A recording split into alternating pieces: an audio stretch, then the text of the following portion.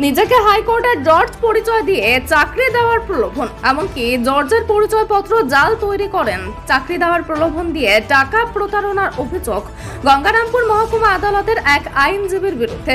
জেলার কুশকারীর বাসিন্দা অভিযুক্ত আইনজীবী চন্দন কুমার মহন্তকে 7 বছরের সশ্রম কারাদণ্ডের নির্দেশ দিল বালুরঘাট জেলা আদালতের অতিরিক্ত নগর ও দায়রা আদালতের বিচারক সন্তোষ পাঠক। পাশাপাশি অভিযুক্তকে 10,000 টাকা জরিমানা ও অনাদায়ে 1 বছরের বিনাশ্রম কারাদণ্ডের নির্দেশ দেয় বিচারক।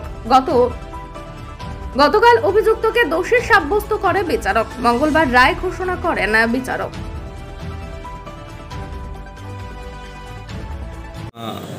কনভিকশন হয়েছে, যদি বলেন বিষয়টা কি।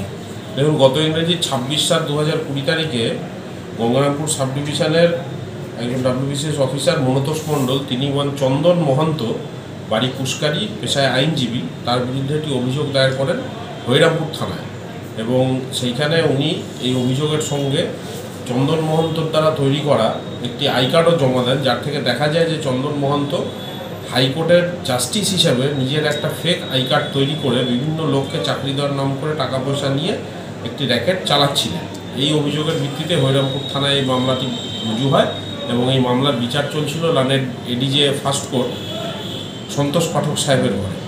গতকালকে লার্নেড কোর্ট অ্যাকিউজ চন্দন মহন্তকে প্রিভেনশন অফ করাপশন অ্যাক্টের 12 ধারায় দোষী সাব্যস্ত করেন এবং আজকে অন পয়েন্ট অফ সেন্টেন্স বিপক্ষকে শোনার পরে লার্নেড কোর্ট আসামি চন্দন মহন্তকে 7 বছরের রিগোরাস ইমপ্রিজনমেন্ট, 10,000 টাকা ফাইন, অনাদায়ে আরও 1 বছরের সিম্পল ইমপ্রিজনমেন্টের আদেশ দিয়েছে।